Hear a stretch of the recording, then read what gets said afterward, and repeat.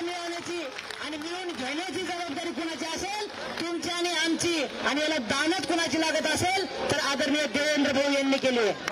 आपल्यासाठी या बैठकीमध्ये खऱ्या अर्थानं आपल्या शिक्षक आमदारांसह या राज्याचे संकटमोचक गिरीश भाऊ यांनी सांगितलं की मला माहित नाही भाऊ, मला शिक्षकांना पगार द्यायचा आहे, त्यांना मुलाबाळांना घडवायला घरी पाठवायचं, मला आजच मैदानावर गेलं पाहिजे, सांगितलं पाहिजे. आणि म्हणून आपण जी घोषणा आदरणीय मंत्री महोदय जे करणार आहे तिथं पाठपुराव्यात आपण असू, त्यांची घोषणा आपण ऐकायची आहे. यानंतर शिक्षक समन्वय संघाची अधिकृत भूमिका आपण जाहीर करूयात आणि मंत्री महोदयांनी केलेले स्वागत हे आज प्रचंड टाळ्याने आपल्याला घोषणा केल्यानंतर करायचे. आणि ही घोषणा अशी असणार आहे जी येणाऱ्या विशेष आदरणीय बाप्पांनी पण सांगितलं आमच्या बांधवांचा जुलै पेढीन सप्टेंबर झाला पाहिजे, ऑगस्ट झाला पाहिजे. लक्षात घ्या, काळ फार कमी आहे. 14 ऑक्टोबर निघून 9 महिने झालेत. 3 दिवस ना आपल्याला सर्व सरकारने दिली न दिली तो नाहीये, परंतु यावेळेस पहिल्यांदा गिरीश भाऊंनी ठरवलं की मला न्याय दिल्याशिवाय स्वस्त बसणार नाही आणि याच्यामध्ये भूमिका घ्यायचं काम मंगेशदादा चव्हाण यांनी केलेलं आहे. आपले पालक म्हणून शिक्षक आमदार इथं बसले, न्यायाची भूमिका घेतली आणि सरकारच्या वतीनं आदरणीय भाऊ या ठिकाणी त्यांचा निर्णय जाहीर करतील. आपण शांतपणे अगदी सुईची टाचण पडेल एवढी शांतता मैदानामध्ये हवी.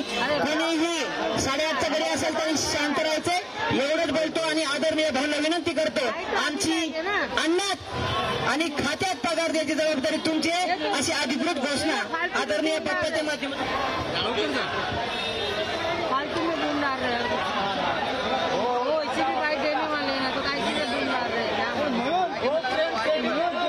या राज्याच्या चांद्यापासून बांद्यापर्यंत असलेल्या हजारोच्या संख्येनं कालपासून उन्हातान्हात पावसामध्ये या ठिकाणी आंदोलन करणाऱ्या माझ्या सर्व शिक्षक बंधू भगिनी, कर्मचारी, आमच्या सोबत असलेले आमचे सर्व शिक्षक आणि पदवीधर आमदार, कालपासून सभागृहामध्ये आम्ही माननीय मुख्यमंत्री महोदयांनी घोषणा करावी म्हणून प्रयत्नामध्ये होतो. काल संध्याकाळी सुद्धा संपूर्ण राज्यामध्ये संकट मोचन म्हणून ज्यांची ओळख आहे ते माननीय आमदार गिरीश भाऊ महाजन साहेब हे आपल्यामध्ये येऊन आपल्याशी चर्चा केलेली होती आणि त्यानुसार मुख्यमंत्री महोदयांनी सांगितलं होतं की उद्या सकाळी 11 वाजता शिष्टमंडळासोबत आम्ही चर्चा करू. परंतु काल सायंकाळपासून वेगवेगळी मंडळी या ठिकाणी येत होते, त्या ठिकाणी आपल्याशी संवाद साधत होते. ही सगळी भावना माननीय मुख्यमंत्री महोदय पण गेली आणि त्यांनी सांगितलं की आपल्याला हे करायचंय, परंतु त्या ठिकाणी काही राजकारण होत असेल तर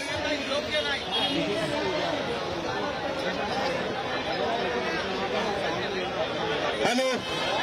आणि त्या अनुषंगानं आदरणीय गिरीश भाऊनी माननीय मुख्यमंत्री महोदयासोबत बोलून आपल्या शिष्टमंडळाला बोलावलं आणि मुख्यमंत्री सोबत आम्ही सर्वांनी बैठक केली आणि त्याच्यामध्ये आपल्या सर्वांच्या वतीनं एक मुद्दी मागणी, एक ओळीची मागणी आम्ही सर्व शिक्षक आमदारांनी स्वाक्षरी करून माननीय गिरीश भाऊंच्या माध्यमातून मुख्यमंत्री महोदयांना दिली की आम्हाला 14 ऑक्टोबर 2024च्या शासन निर्णयाप्रमाणे वाढी 20% टप्पा, याचं वेतन जुलैचं वेतन ऑगस्टमध्ये तुम्ही द्यावं अशा प्रकारची एकमुखी मागणी केली आणि मागची सगळी थकबाकी ही त्या ठिकाणी आम्हाला देण्यात यावी आणि यापुढे आम्हाला 100% अनुदान द्यावं अशा प्रकारची मागणी मित्रांनो त्या ठिकाणी आपण केलेली आहे.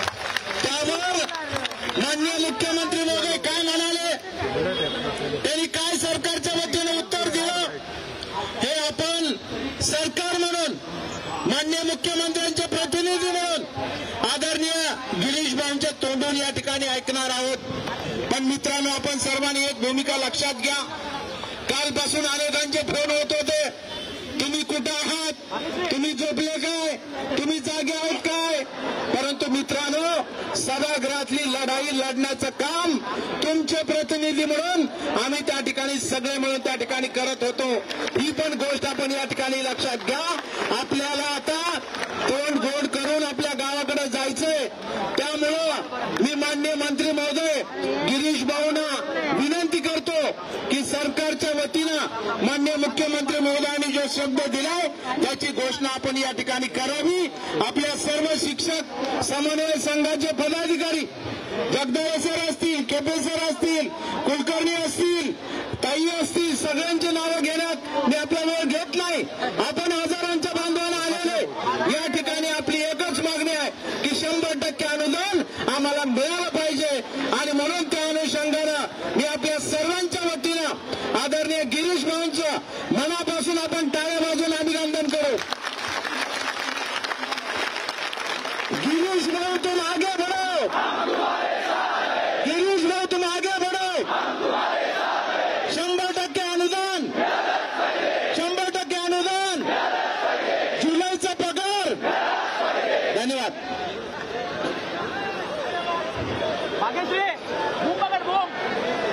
बोला भारत माता की, भारत माता की, छत्रपती शिवाजी महाराज की. या ठिकाणी उपस्थित आमचे विधान परिषदेतील सर्व आमचे सहकारी आमदार माननीय विक्रमजी काळे, ज्ञानेश्वरजी म्हात्रे, किरणजी सरनाईक, जयंतजी आसगावकर, किशोरजी दराडे, सुधाकरजी अडपले, अभिजित दादा, दत्तात्रयजी सावंत, श्रीकांतजी देशपांडे, या ठिकाणी मान्य मंगेश चिवटे आहेत, मंगेश चव्हाण बस आमच्या मागेच होते, कुठे अडकले काही समजत नाही. ते उपस्थित या ठिकाणी सर्व आपले पदाधिकारी, आपल्या संघटनेचे सर्व पदाधिकारी उपस्थित, सर्व माझ्या शिक्षक बंधू आणि भगिनींनो आणि पत्रकार मित्र. काल मला जेव्हा संध्याकाळी इथले एसपी जे आहेत त्यांचाही निरोप आला, आमचे काही आपले आमदार भेटले त्यांचाही निरोप आला की भाऊ आंदोलन सुरू आहे. आमचे शिक्षक मोठ्या संख्येमध्ये या ठिकाणी आलेले आहेत, पाऊसही पडतोय, त्या ठिकाणी आपण यावं. आम्ही इथेच आहोत प्रॉब्लेम व्हायला आणि मग मी विधानसभेतून बाहेर पडलो. इथले एसपी आहेत, पोलीस अधिकारी त्यांच्याशी संपर्क केला, पण त्यांनी मला सांगितलं की फार आक्रमक आहेत सगळे शिक्षक, तुम्ही न आलेलं बरं. म्हटलं असं कसं काय चालेल. नाही पण रात्रीची वेळ इथे काही दिसत नाही, सगळा अंधार आहे आणि शिक्षक आमचे आक्रमक आहेत. म्हटलं शांतता असेल तर मला कशाला बोलवतील, जिथे गोंधळतीलच मला बोलवतात म्हटलं. सगळ्या मोर्चांना, सगळ्या संकटप्रसंगी मी समोर जात असतो आणि म्हणून या ठिकाणी मी रात्री आपल्यामध्ये आलो, इथे आपल्यामध्ये मी आलो, आपल्याशी संपर्क केला. आपला राग साहजिक होता. मी सांगितलं की उद्या आपण या 8-10 जण, 7 जण, 10 जण उद्या त्या ठिकाणी या. आपण सगळे शिक्षक आमदारांचे आहेत, आपण सगळे मुख्यमंत्री मोदयांशी बोलू. पण तुम्ही कुठे ऐकण्याच्या परिस्थितीवर का होते म्हणजे मला कळालंच नाही. आता मी चांगला मार्ग काढला, म्हटलं आपण पॉझिटिव्ह चर्चा करून निर्णय करून घेऊ. पण तुम्ही म्हटलं नाही इथेच सांगा. आता मला एवढा निर्णय घ्यायचा अधिकार आहे का एकट्या माणसाला इथे? नाहीच आहे. आपण शिक्षक आहात, सुशिक्षित आहात, म्हणजे एखाद्या अजाण माणसाने म्हटलं तर मी समजू शकेल. पण आता तुम्ही म्हटलं नाही नाही अजिबात नाही, आम्ही येणार नाही. म्हटलं म्हणा काय. आणि म्हणून मला वाटतं की आमची जी भूमिका आहे काय सर या ठिकाणी म्हणाली अतिशय पॉझिटिव्ह आहे. मला सांगा, इतके वर्ष तुम्ही काम करतायत, दुसरं कोणी विचारलं का तुम्हाला आतापर्यंत? तुमचा निर्णय मी त्यातला म्हणजे मी माझा साक्षीदार आहे, सहभाग माझा प्रमुख होता. त्यावेळेला मी मिटिंग घडवून आणण्यामध्ये यांच्या सगळ्यांसोबत होतो. मुख्यमंत्री महोदय त्यावेळेला देवेंद्रजी होते. पहिल्यांदा पण हा ऐतिहासिक निर्णय म्हणेल मी याला की एवढा मोठा निर्णय हा त्या ठिकाणी अतिशय एवढा मोठा खर्च लागत असताना सुद्धा हा घेतला गेला. पहिला टप्पा, दुसरा टप्पा ठरले, आमचे 4-5 टप्पे ठरले, पण हा निर्णय एवढं आवश्यक होतं. आता कालपासून जे मोठ्या मोठ्याने रडताय तिथे येऊन त्यांचं सरकार होतं की नाही? त्यांनी कधी म्हटलं का आपल्याला मधल्या 2.5-3 वर्ष त्यांचं सरकार होतं की नाही? त्यांनी तुम्हाला विचारलं देतं, प्रवेश तरी दिला का त्याच्या दालनामध्ये तुम्हाला? मग आता रडून उपयोग काय इथे येऊन? म्हणजे धवायचे दात वेगळे, खायचे दात वेगळे. मला वाटतं मित्र असं चालणार नाही. देवेंद्रजींना, आमच्या सरकारला तुमची काळजी आहे. आम्हालाही माहिती आपण सामान्य कुटुंबातले आहात, अनेक जण गरीब मजूर कुटुंबातले आहात आणि तुम्हाला रोजीरोटी तुमची ही आहे. आणि त्यामुळे अतिशय धाडसी निर्णय त्यावेळेला देवेंद्रजींनी घेतला. 20% दिले, 40% दिले, 60% दिले, ठीक आहे. काही तांत्रिक अडचणीमुळे त्याच्यापेक्षा म्हटलं थोडीशी आर्थिक परिस्थितीमुळे समजा संकटामुळे या ठिकाणी आम्ही पुढच्या टप्प्यात येण्यामध्ये उशीर झालेला आहे. निश्चित आपली मागणी वारंवार या ठिकाणी होत होती, आपण येत होता, आम्ही घरामध्ये तुम्हाला सांगतो देतो म्हणून. पण यावेळेला आज सकाळी मी ज्या वेळेला काल रात्री मी आपल्याकडून गेल्यावर मी साहेबांकडे गेलो आणि त्यांनाही विनंती केली की साहेब काही करून हा मार्ग आता आपल्याला काढावा लागेल. साहेबांनी मान्यता दिली, तेही तयार झालेत आणि आपला हा जो प्रश्न होता हा जवळपास आज मार्गी लागला. आज आम्ही सर्व बसलो, सकाळपासून कामकाज खूप होतं विधानसभेत म्हणून थोडा उशीरही लागला. मी 12 वाजता सांगितलं तर 1 वाजता सांगितलं पण थोडा उशीर लागला, कारण साहेबांनाच प्रश्नांची उत्तर विधानसभेत द्यायचे होते, विधान परिषद द्यायचे होते. आणि म्हणून आता आम्ही बसल्यावर आमचा निर्णय झाला. अधिकारी होते, स्वतः साहेब होते, मी त्या ठिकाणी होतो, आमचे सगळे आमदार प्रतिनिधी आपले होते आणि आपल्या संघटनेचे सगळे पदाधिकारी त्या ठिकाणी होते. आणि म्हणून आम्ही सांगितलं साहेबांना की काही करून आता जास्त वेळ घालवण्यामध्ये अर्थ नाही, आपल्याला काही करून आमच्या सगळ्या शिक्षकांना गोड बातमी सुद्धा आम्हाला द्यायची आहे. मग त्यावर सर्वकष चर्चा झाली. अधिकाऱ्यांशी आधीच साहेबांनी बैठक घेतली फायनान्सच्या प्लॅनिंगच्या आणि त्या संदर्भात काय मार्ग करता येईल या संदर्भात त्यांनी चर्चा केली. आणि आज आपल्याला मी सांगतो, तुम्ही कोणावरही विश्वास ठेवू नका. तुमचं काम आम्हीच करणार आहोत, आमच्याशिवाय तुमचं काम कोणी करू शकणारच नाही, कोणीच करू शकणार नाही. आणि म्हणून या ठिकाणी तुमचे सगळे प्रतिनिधी सगळ्यांना बोलण्याची संधी दिली, सगळेजण बोललेत. तर मग साहेबांनी सांगितलं की ठीक आहे, तुमचं काम आम्हाला आता करायचंच आहे. आज तारीख किती आपली 9 तारीख आहे. 17 तारखेला अधिवेशन संपतंय, बरोबर आहे. 18 तारखेला आपलं अधिवेशन संपतंय. 18 तारखेला म्हणजे की तांत्रिक गोष्टी आहेत, कारण आता यावेळेला पुरवणी मागण्यामध्ये या ठिकाणी ते पैसे घेतले गेले नाही, काय नाही, सगळं चर्चा झाली. तर काय मार्ग करता येतील, कोणत्या खात्यातले पैसे काढता येतील, काय करता येतील. कारण काळे सरांनी सांगितल्याप्रमाणे तुम्हाला मला पगार आता तुमच्या खात्यामध्ये टाकायचाच आहे, टाकायचं, याच्यामध्ये काही मागे पुढे नाहीये. फक्त आता या 2-3 दिवसामध्ये सगळ्या या टेक्निकल बाजू समजून घेऊन या येत्या 18 तारखेला अधिवेशन संपेल त्यावेळेला तुमच्या खात्यामध्ये हा पगार पडलेला राहील.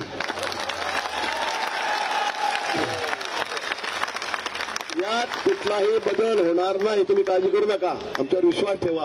कारण आम्हाला तुमची काळजी आहे, तुमची आम्हाला काळजी आहे. उगाच का खोटं बोलायचं आमचा प्रश्न नाही. आम्हीच तुम्हाला दिलेला आहे, सुरुवात आम्हीच केली, नाही आम्ही केला, सुरुवात आम्ही केलेली आहे. तुमच्या खात्यामध्ये 3-3 टप्पे आम्हीच टाकले, टप्पे आम्ही टाकलेले आहेत. निश्चित थोड्या अडचणीमुळे थोडा उशीर झालेला आहे, पण आता यापुढे ही तारीख पुढे सरकणार नाही, अजिबात सरकणार नाही. हे मी तुम्हाला या ठिकाणी सगळ्यांच्या साक्षीने सांगतो. माननीय मुख्यमंत्री महोदयांचा हा शब्द त्या ठिकाणी आहे. त्यांनी सांगितलं की मी कुठूनही काढेल, काही करेल पैसे, पण तुमच्या खात्यामध्ये नुसतं एका महिन्यापुरतं नाही, तर हा पगार आता शेवटपर्यंत जन्मभर नाही. तुम्हाला रिटायर व्हायचं आहे ना, रिटायर झाल्यावर नाही मिळणार हा पगार, तो जन्मभर नाही, रिटायरमेंट पर्यंत तुम्हाला हा पगार रेग्युलर मिळेल. कारण नुसतं जुलै महिन्यामध्ये टाकायचं आणि नंतर परत तुम्ही 4 महिने वाटता असं होणार नाही, 6 महिने वाटता असं होणार नाही. तर आता तुमचा हा 80% असेल, काय असेल टप्प्याप्रमाणे मला माहित नाही, पण हा 80 आता चौथा टप्पा आहे. हा जे असेल ते 20% वाढवून सरांनी सांगितल्याप्रमाणे त्या ठिकाणी तुमचा हा पगार तुमच्या खात्यामध्ये टाकला जाईल, एवढंच सांगायला मी या ठिकाणी आलेलो आहे. आता तुम्ही ते अतिशय हा पॉझिटिव्ह निर्णय घेऊन सगळे आपले सहकारी आहेत त्यांना सुद्धा कळवा. आपल्या सोशल मीडियाच्या माध्यमातून, व्हॉट्सअपच्या फेसबुकच्या माध्यमातून तुम्हाला कळवता येतोय. आणि या ठिकाणी आपण पुन्हा एकदा मी सांगेल की देवेंद्रजी आहेत या ठिकाणी, शिंदे साहेब आहेत, अजितदादा आहेत, आमच्या सगळे. लोकशाही मराठी ऐका, पहा, जागरूक रहा.